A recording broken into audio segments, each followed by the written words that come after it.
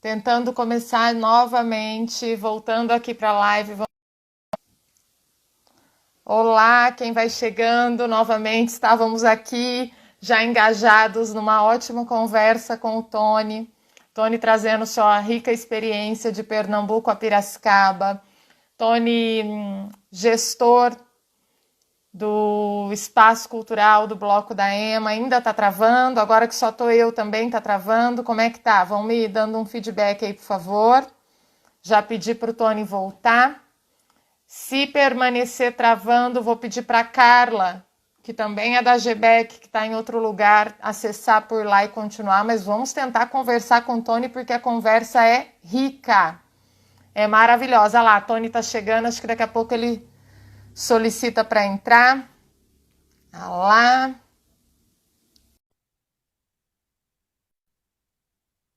Tony está entrando, eu só vou retomar as apresentações onde paramos, para ter continuidade num único vídeo. Ao vivo é assim, né, Tony? Tony, eu vou retomar a apresentação e dar uma resumida de onde paramos, para ter um contínuo num vídeo que depois ele fica aí salvo e outras pessoas vão querer. Tony Azevedo, fundador do Bloco da EMA, artista visual, mestre da cultura popular, gestor, diretor do Espaço Cultural da EMA. Tony faz parte do cenário cultural piracicabano já há 15 anos, veio de Pernambuco com uma passagem pela Finlândia, muitos lugares, muitos anos na arte, na cultura, na educação, muito a contribuir com todo mundo que está aí vivendo mais uma reinvenção, mais um recomeço. Eu costumo falar que nós não estamos no mesmo barco, mas nós estamos no mesmo oceano. Então, por isso, vale a pena partilhar experiências. Tony está aqui para a gente, e Tony estava falando sobre sua chegada, sua integração em Piracicaba, porque eu havia trazido uma frase que muito me marcou no dia que nós nos conhecemos, que me emociona. Na nossa outra chamada, até fiquei de olhinho brilhando aqui a hora que falei, porque é o combustível quando eu crio com o Tony, quando eu escrevo o projeto para Tony, essa frase faz meu coração vibrar e dá vontade de escrever, dá vontade de estar com ele, de ouvir mais, que é: quando a gente está batucando, a gente está feliz. Quando a gente está batucando, a gente está junto do outro, e essa felicidade partilhada, compartilhada, é que tem o poder de transformar, é que transforma. A essência é essa, não sei se nas mesmas palavras. E Tony vinha trazendo sua experiência de chegada a Piracicaba, pautado nessa essência. Você falando assim, se na vida da gente não existir esse momento, né, tão importante, de fazer com que as pessoas elas se sintam felizes, né, ela se sinta atraída pelaquilo que você faz, né, isso é fundamental. Porque eu não vejo, né, o porquê, né, de repente, assim, se fazer um projeto frio, né? Se a gente está pensando na cidade, a gente está pensando no público, né? Aquelas pessoas que precisam ser recebidas, né? Com um abraço, com carinho, né? Sem preconceito, né? É preciso que a gente acredite, né? E também na questão da mudança e a transformação da vida da gente. Porque, como eu falei anteriormente, que a importância, assim, a gente não é um ser isolado, sozinho. A nossa formação precisa do outro, né? Ela precisa dessa confiança, da ajuda, né? E muita gente passa ainda na minha vida, e que a minha vida é transformada com esse momento. Então, uma delas foi a Carla, né? Que convidei, né, para fazer parte, por exemplo, do ano passado, de um projeto que eu fiz de gravura, né, que foi Laboratório de Gravuras, Experimento Gráfico, que foi aprovado pelo PROAC municipal. E a partir daí, ela me apresentou a você, né, e que hoje estamos juntos, né? Então, ano passado, por exemplo, fizemos toda a organização e planejamento do Bloco da EMA, dos 15 anos. Né? Então, que foi uma beleza. Fizemos o quê? Fizemos um show fantástico, coco, ciranda, maracatu, frevo, lá no Sesc de Piracicaba. E teve, assim, eu acredito que teve muito mais de 5 mil pessoas, né? Aí você até reforça, porque você esteve na saída do bloco. Aqui, um salve para o Caio. Caio, Marra, um abração para você, Caio. E aí a gente vai nessa maré, né? Que a maré vai e volta, né? E é o pescador, um bom pescador, ele é sonhador, que ele fica sonhando os peixes que vai pegar. Que peixe vai pegar, né? E nesse momento, assim, falando a questão do pescar, de tal, esse sonho, e o peixe somos nós, né? Então a gente vai, os peixes, as pessoas que vai estar sendo atraído pelo nosso trabalho. E a gente vai construir. Então é uma família, porque... Isso que você traz também me traz à memória nossas últimas conversas sobre a importância das redes colaborativas, né? Nós temos aí uma relação de necessidade de políticas públicas realmente inclusivas, abrangentes para o setor, ainda mais nesse momento, né? É emergencial isso. Mas como que o crescimento da economia criativa como um todo, dos profissionais, dos trabalhadores da economia criativa, se dá de forma muito mais sustentável a partir de redes colaborativas, né? O ideal seria as duas coisas acontecendo, né? Mas a importância da gente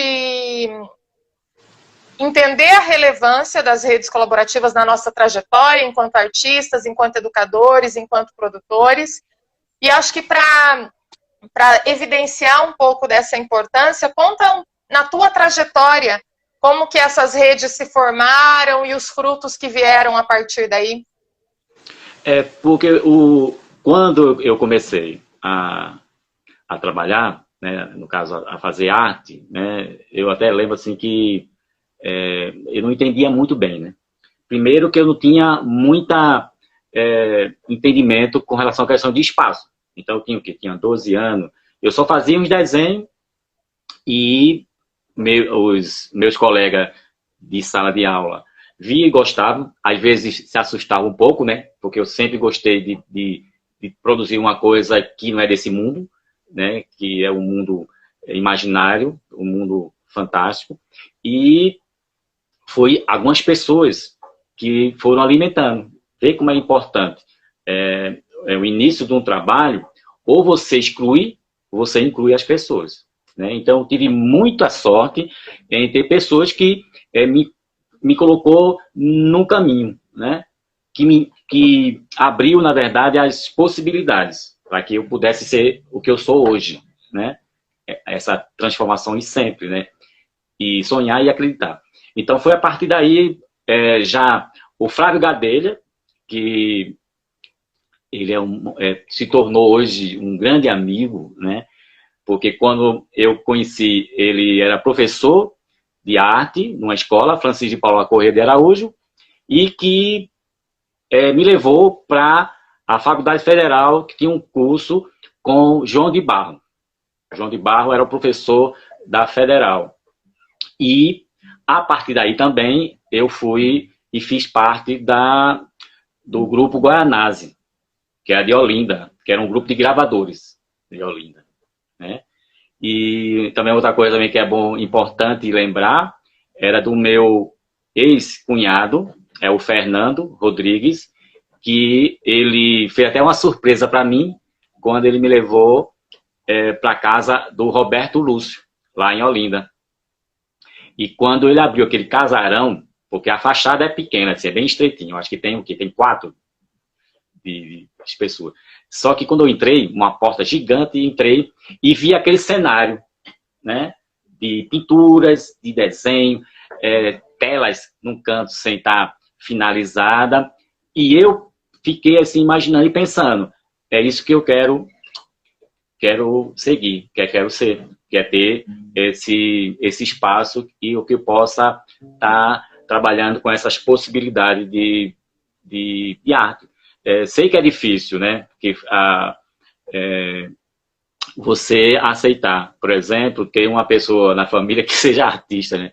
Que artista não faz nada, né? Pelo contrário, ele faz muito e é muito sofredor, porque ele sofre a angústia do mundo, né? Toda a dificuldade do mundo, né? Que é você ter acesso aos bens culturais, né? Para a sua formação, você ter acesso a bons livros, acesso a uma boa conversa, então, e aí, para você construir junto essa ideia. Então, foi essa de referência. E aí, depois eu passei a fazer a primeira exposição individual, que foi na Aliança Francesa do Recife. Aí depois fui para a Aliança Francesa de João Pessoa, e ficou... Depois, passou um tempo, eu tive que rever algumas coisas, porque parece que a gente nunca está satisfeito com o que a gente está fazendo.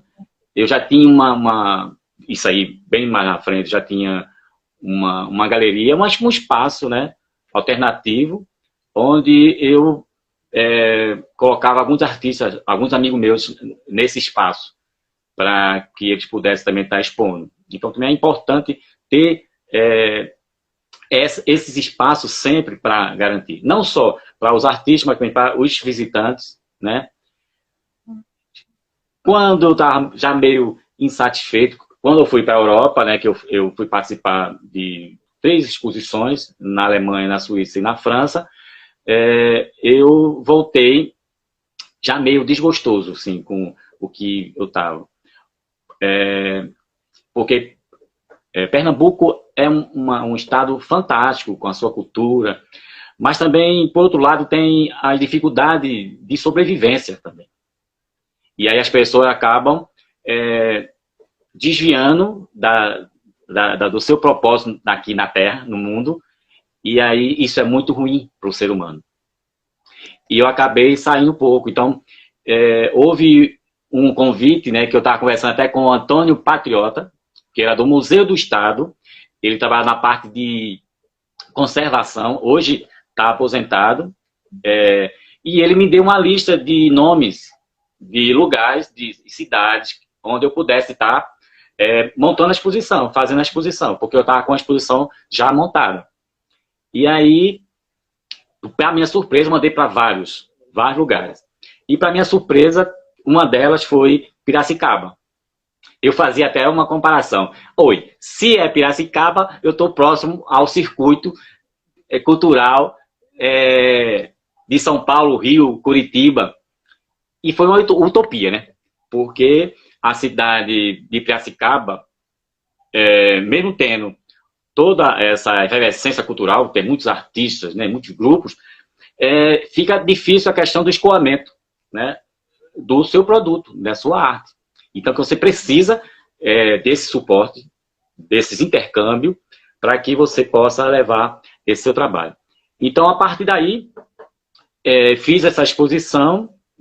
Aí, nessa época, ainda existia a Galeria do Engenho Central, né, que hoje aí foi transferida hoje para a Pinacoteca, que era a Casa das Artes. Certo? Sim. E aí eu fui selecionado e montei essa exposição individual. E na época, eu até conversando com os gestores, né, com o secretário de Cultura, Heitor Galdense Júnior, e perguntei por que a cidade ainda tão grande não tinha o seu conselho de cultura. Né? E foi a partir daí que foi criado os fóruns. Eu creio que foi em 2004, por aí, 2005. E fizemos a primeira ciranda, uma roda de ciranda no Engenho Central, depois de todo esse levantamento cultural da cidade, que foi feito, na verdade, um cadastramento dos artistas, dos espaços na cidade. E tão importante, né, esse mapeamento. A gente fica olhando para isso, a ausência desses cadastros hoje na maioria dos municípios, diante dessa pandemia, diante da necessidade de se criar políticas públicas emergenciais para atender os artistas, O ano passado a gente fez projeto para o Ceará, lá tem um mapa cultural, que é um sistema maravilhoso. Tudo que o artista faz está ali, tá muito... Tem números, tem indicadores para subsidiar, né? Para alimentar o que vai ser criado a partir daí, para entender quais as necessidades. Só aproveitando esse gancho, porque eu acho que é um tema super importante. Daí você segue na tua história. Fala um pouco sobre esse mapeamento, a relevância dele naquele momento e se hoje ele existe. Você que conhece bem o cenário de Piracicaba. Esse mapeamento ele foi muito importante e é importante hoje na questão de você compreender a cidade, né? E conhecer esses espaços. Esse mapeamento, o que acontece, na verdade, é a sensibilidade de o que trabalhar, né? Como trabalhar esse mapeamento, né? Eu acho sempre assim que eu gosto muito de... Não adianta você querer fazer as coisas sem convidar o outro para conversar.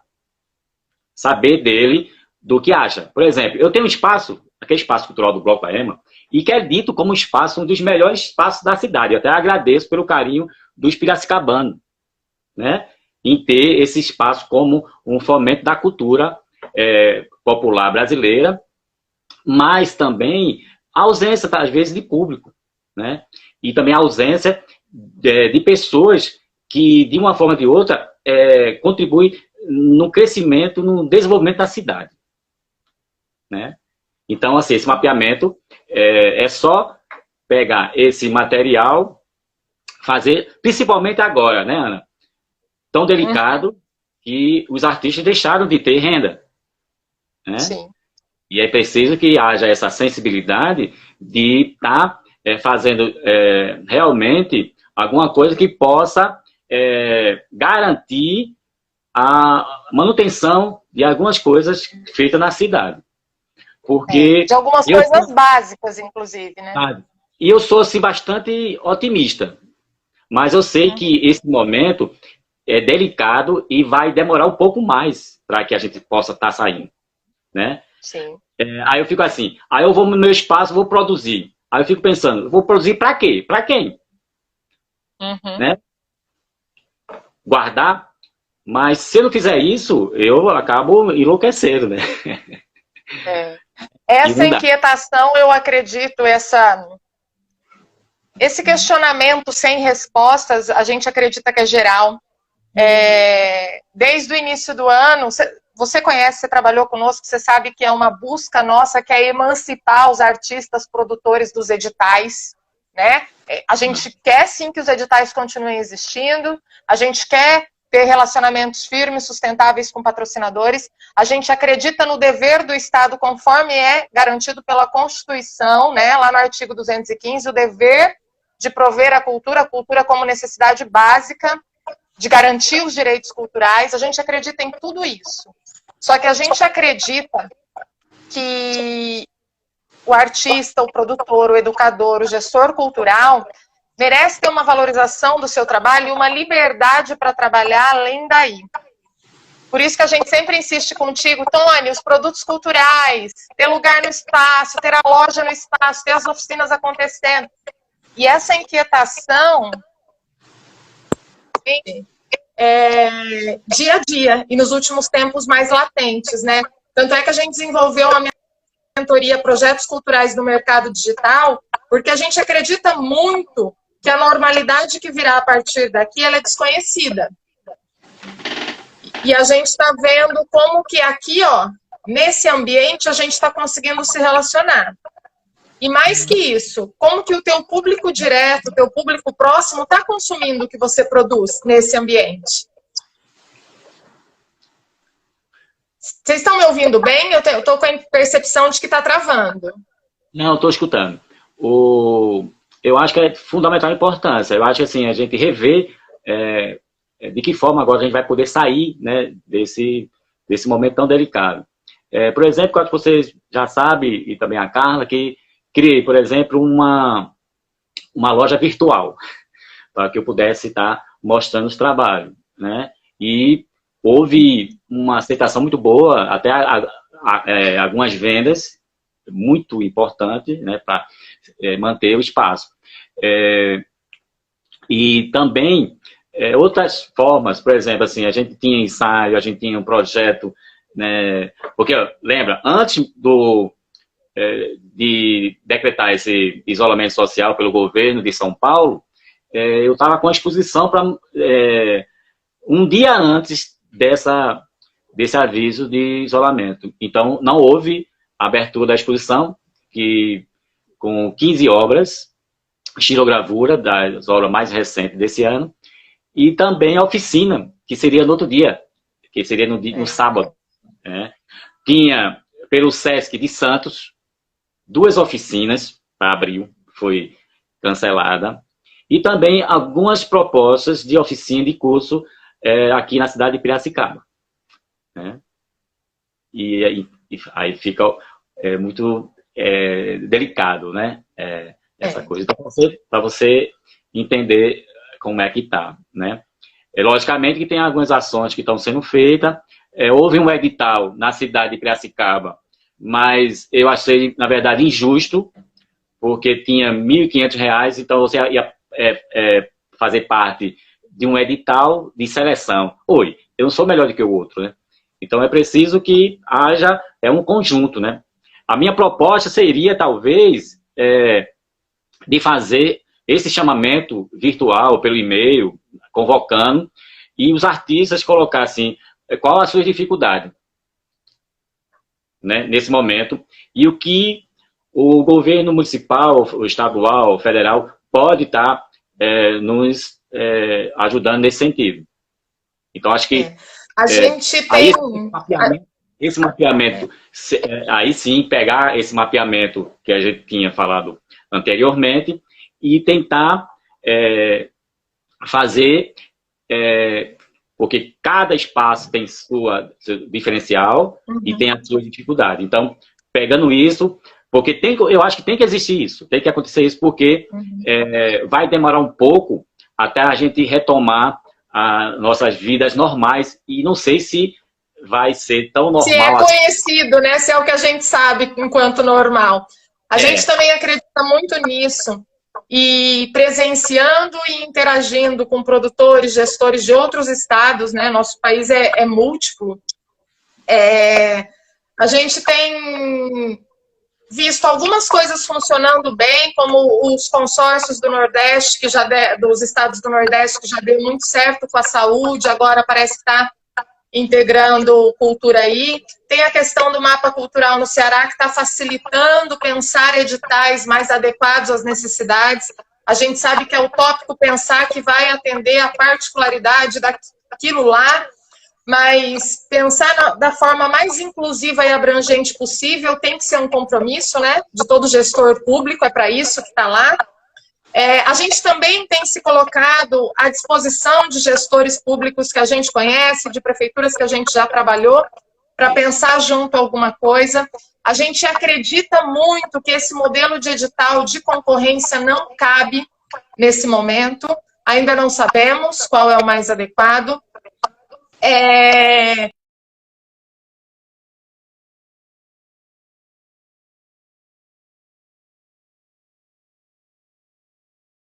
Estão fazendo online, igual nós da GBEC temos os cursos online à disposição. Quando a gente fala dessa perspectiva de olhar para isso, a gente também vê como uma forma de descentralizar a chegada do recurso para a cultura. Né? Quando você faz uma loja online, você está ali tendo como financiador o teu público, cada pessoa física que te acompanha. Não é fácil. A gente sabe que comercializar obra de arte não é fácil. Então, eu estou lendo aqui que a Carla colocou que a mobilização é da sociedade e não do gestor público. E é verdade, né? Eu aprendi na minha vida que eu não ficar muito, vamos dizer assim, ligado à questão de só o setor público que tem que fazer. Eu sempre corri atrás de outros caminhos, que foi desde estar fazendo os editais, porque teve prêmios, por exemplo, a 10ª Exposição Internacional da Finlândia, que participamos, né? Que levamos trabalho de mais de 30 alunos, né? Que foram agraciados com medalhas, com certificado. E isso que é importante. Você, primeiro, tem que mostrar para que você veio, né? Da forma que você pensa, né? Da forma que você precisa fazer para que a cidade ela seja mais humana, né? Que você sentir mais próximo das pessoas, né? Não ter medo, assim, né? Acho que eu sempre digo assim que a cultura popular brasileira ela é uma cultura de luta e de resistência. Sim. Né? É indígena, é africana, né? Então, esses elementos, né, que dá o suporte para a nossa vida, né? Se for a arte, tanto é assim que esse isolamento, esse momento que a gente está passando, quanto foi descoberto, assim, né? Quantos artistas eles começaram a colocar a live, mostrar o seu trabalho, convidar o outro, né, para que, mesmo distante, ficamos juntos, e para justamente mostrar que a gente não está sozinho. E momentos como estes, né? Tão importante que a gente não fazia isso, partilhar conhecimento, partilhar experiência. E eu estou muito feliz, assim, pelo convite de vocês, né, da Agência Brasileira de Economia Criativa, e eu adoro esse nome criativo, Economia Criativa, oh meu Deus do céu. Tua cara, é uma maravilha, e que me faz acreditar sempre, né, que o sonho, ele é importante, um sonho sonhado junto, né, e com horizonte, com perspectiva, né, e você nunca se negar a participar. Se fala muito, do coletivo, tem que ter coletivo. Às vezes se faz coletivo, mas pessoas que do próprio coletivo não são coletivo, né? Por medo, né? Às vezes, né? Por sentir medo, porque isso é natural, porque se estamos no sistema capitalista, que você cada vez mais precisa ter, né? Ter uma estrutura financeira, não coisas pessoal, uma coisa sua, né, o seu valor humano, né, e as pessoas ficam com certo receio, né, de abrir, de compartilhar, de estar junto, né. Então, temos que estar sempre revendo os nossos conceitos. Né? Estamos num momento que essa revisão ela é pedida, né, assim, a gente tem que olhar para cada uma das nossas escolhas, o impacto dessas escolhas no todo, no coletivo, desde a escolha de ficar em casa ou ir para a rua, desde a escolha de como o filho vai estudar, do que vai ser feito nesse momento. São escolhas que a gente olhava muito no micro, mas que agora a gente consegue enxergar que tem um impacto macro muito grande. E quando você fala também refém desse capitalismo, né, de só ter, só ganhar, só ganhar, só ganhar e não partilhar. Eu acho que é uma exigência que também o momento nos coloca de como partilhar e ao mesmo tempo se manter, né? Como manter o espaço cultural do Bloco da EMA ao mesmo tempo que ele partilha tudo que ele tem com os outros espaços culturais. E também, assim, escutar também as críticas, né? Tá aberto para esse escutar, né? E eu acho que esse momento... Eu sinto que as pessoas estão mais preocupadas, assim, né? Porque eu estou com essa consciência, estou aqui, né, em casa, com essa consciência de não sair de casa para uma questão humana, né? Questão de vida, né? Então eu quero poupar vidas, eu quero que as pessoas sobrevivam junto comigo.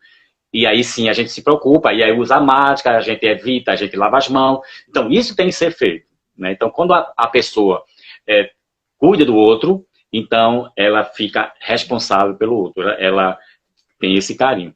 Então, são essas coisas, algumas coisas que você faz na sua vida que transforma. Então, existem, às vezes, perfis, né? E a gente também tem que respeitar a opinião de cada um. Por exemplo, tem artistas que não se envolvem. Ele precisa para ele, só o fato dele existir, de ter o seu trabalho, de ter o seu ateliê, e não se envolve com a questão social, não se preocupa de saber o que o vizinho está passando, né? Não se importa muito do que em levar coisa para a comunidade, por exemplo, de sentir. Eu estou aqui na cidade há 15 anos, mas eu nem conheço todos os bairros da cidade. E olhe que eu fiz o quê? Projeto de Baquerê, que é para as crianças e adolescentes nas comunidades. Então, ano passado, por exemplo, eu visitei 5 comunidades com batucada, maracatu de baque virado. Eu sei que é maracatu virado na Boa Serena. Chega, bate o coração e muita carência, né? Outra coisa, a questão desses espaços nas comunidades, né? Porque, às vezes, a gente somos limitados, né? A sair de casa, por exemplo, de pegar um ônibus, de ter dinheiro para fazer um lanche com a família. Né? Então, essa realidade é que a gente, às vezes, não tem. Essa realidade, algumas pessoas não querem enxergar. Né? E, para mim, não importa, né? A gente não se importa com o outro, às vezes. E a gente está sempre correndo esse risco de excluir o outro. Seja no olhar, né? Seja nas atitudes. Então, tem que ter esse cuidado. Tem que ter esse cuidado.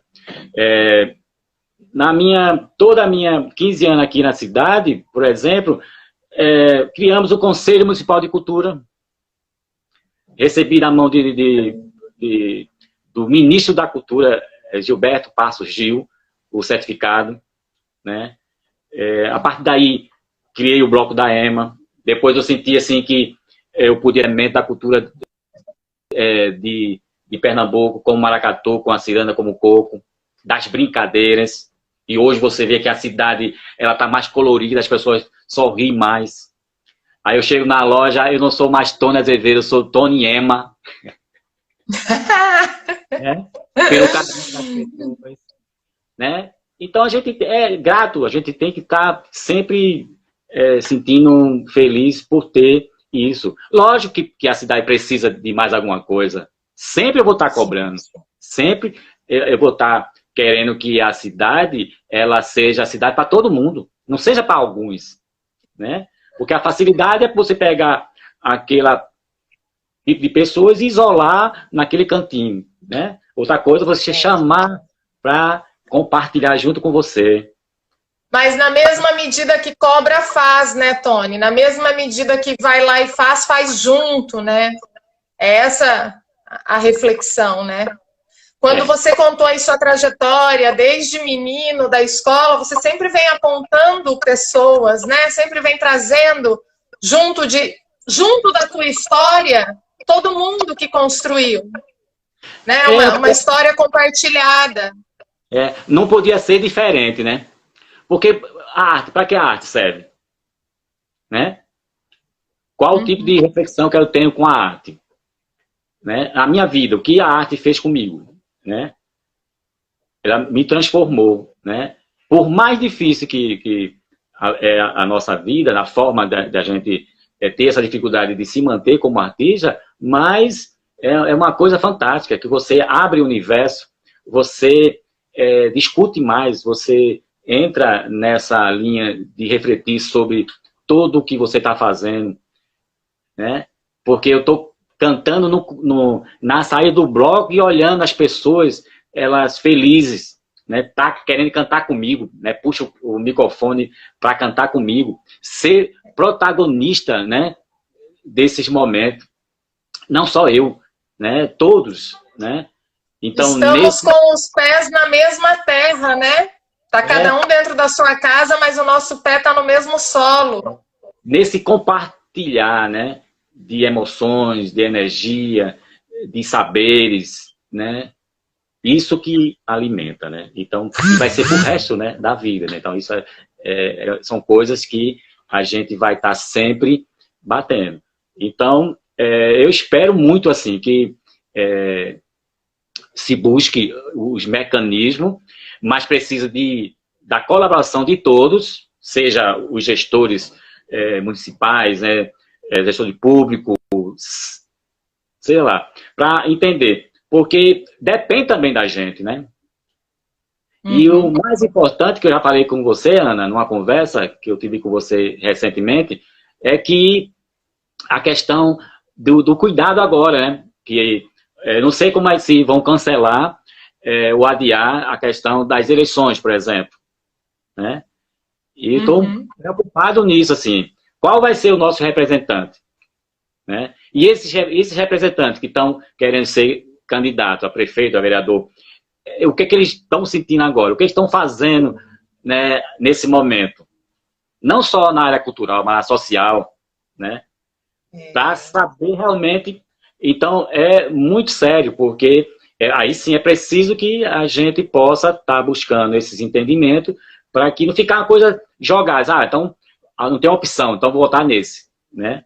E aí o outro nem compreende. E como é que ele vai querer ajudar construir uma cidade, né? Em todas as suas áreas. Então, acho que mais ou menos é isso, né?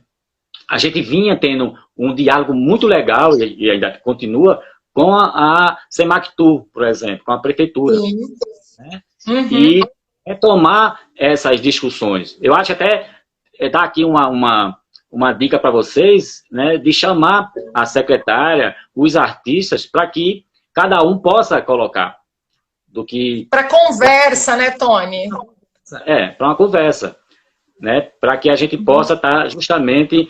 Se temos, na verdade, a responsabilidade do construir junto, se a gente está abrindo esse leque de possibilidades, então é preciso. É por isso que a gente cobra, né? Cobra a vocês com relação da postura, do formato, né? Porque é preciso tempo para a gente amadurecer, a gente conhecer o outro, né, na sua essência, na sua formação. A gente só pode conhecer conversando, ter o momento de fazer um bolinho, fazer um chazinho, né? Um café, para que a gente venha a criar todo um trabalho, que o trabalho ele não é frio, principalmente porque é arte, então o trabalho não pode ser frio, né? O trabalho ele tem que ser muito forte. Eu tenho até parafraseando Paulo Freire, só os apaixonados, né? Contestam, protestam, lutam e revolucionam. Aí sejamos todos apaixonados por aquilo que fazemos. Então, que sejamos todos apaixonados em todas as áreas, né? Isso é ser humano, isso é dar humanidade para aquilo que fazemos. Exatamente. E é um momento delicado, a gente não pode estar esquecendo, né? Porque às vezes a gente tem medo de dizer, por exemplo, é um governo federal que não me representa. A secretária especial da Cultura não me representa, né? Sabe? Então, é preciso dizer isso para as pessoas. O porquê. O porquê. Né? Como é que você tem uma pasta muito séria, que é de cultura, e não sabe o que fazer, e diz que é burocrático. Aí está emperrado na questão burocrática. Você pode dizer isso porque você sabe o que propor a partir daí. Então, acho que também é um convite que a gente chama, né? Que a gente faz nesse momento, de autorresponsabilização. Eu posso dizer que não me representa porque eu sei o que me representa. Exatamente. E aí a gente pontua as coisas. Você sabe muito bem o que a gente pode propor, né? Agora, isso, na verdade, é para sucatear a Secretaria de Cultura, que deixou de ser ministério, né? Sim. Então não tem verba nenhuma. Né? Então os artistas não precisam. Sem nenhuma fidelidade ao Plano Nacional de Cultura, né? Que ele está lá no papel, ele é lindo, mas em ações não acontece. Exatamente. Ele não chega na ponta, né? Esses investimentos não chegam na ponta. Né? Que são justamente... Ô, Tony, Oi. Nós estamos chegando no fim. Ai, meu Deus, já? Daqui a pouquinho. Eu sei que você tem muita coisa muito importante para dizer. Eu adoro te ouvir porque sempre é uma aprendizagem. Então, eu quero assim que você traga o que é essencial, que você acha que ficou para trás, que precisa estar aqui. E depois eu quero que você alimente a nossa alma, nosso coração com uma poesia, uma música, qualquer coisa vinda de você. É bem-vindo. Eu sempre vou colocar para você uma coisa, assim, que o que está acontecendo agora, o que vai acontecer, é a mesma coisa quando eu estou fazendo um show. Quando eu saio do palco, eu precisei cantar essa música. E aí, a mesma coisa, vai ter muita coisa que, quando eu sair daqui com vocês, aí eu vou sair, poxa, eu podia ter falado isso, né? Mas... Aí, você faz, filma e manda pra gente, combinado? Tá certo. E eu acho assim, que eu estou muito confiante nas coisas. Apesar dos pesares, eu acho que tudo o que aconteceu no ano passado, ter conhecido você e já ter trabalhado com a Carla, eu acho que, se quiser o contato, meu contato, é só dar uma ligadinha, tem um zap. Eu posso falar, Ana, do zap? Pode sim. 99797, aliás, perdão, 99393-2744. 19, o DD. Isso, 19 99393-2744. Então, para quê? Para que a gente possa, acho que convidar outros artistas para estar nessa conversa, que eu acho que é muito importante. 1 hora desse bate-papo, ainda falta falar muita coisa. Eu quero, assim, mais uma vez, agradecer a vocês. Eu acho que está no caminho certo. Eu estou muito feliz por hoje conhecer vocês, né, de estar comportando junto com vocês. E saber depois de cada um, depois do vídeo, mostrar o vídeo, e aí ter esse contato e a gente não perder, para que a gente possa estar acompanhando todo o desenrolar dessa nossa história meia delicada, né? A vida não dá certeza, pois tudo se movimenta. Cada dia representa a força de uma surpresa. Até mesmo a natureza se transforma a cada segundo. O tempo, vento fecundo, se o tempo fosse parado, nada existiria no mundo. Essa poesia é do Ciba, de Pernambuco. Então, a questão do tempo, né? Que, até falando do tempo, né? Eu vi o Cortella ontem falar sobre aquela obra do Salvador Dalí, daquele relógio todo derretido, né? E é isso que a gente vê. Então, hoje o tempo, como sempre coloquei a você, falei anteriormente, vou produzir o quê? Vou para quê? Né? Então, esse tempo está derretido. Porque o tempo que eu era lá de Pernambuco é um tempo. O tempo aqui em Piracicaba é outro tempo. Que você precisa correr mais, você precisa garantir a sua sobrevivência, a sua estrutura. E esse tempo, ele está derretendo. Né? É isso. Quem já teve o prazer de caminhar pelas ruas ao lado do Tony sabe que ele caminha fazendo poesia. E eu sempre me encanto. Eu vou assim, eu nem olho para o chão, eu tropeço, eu caio, porque eu vou olhando para ele enquanto ele vai recitando e cantando. Tony, muito obrigada. Obrigado você. E eu acho assim, vida longa para a agência. Eu acho que é muito importante vocês que acompanharam, vejam um pouco mais, conheçam um pouco mais da proposta da história da Agência Brasileira de Economia Criativa e vamos criar situações onde a gente possa sobreviver. Obrigada, Tony. Obrigada a todos vocês que estiveram conosco. Esse espaço a gente quer que ele aconteça e cresça para a gente partilhar experiências que realmente sejam valiosas para o dia a dia de cada um, não só nesse momento, mas a partir daqui.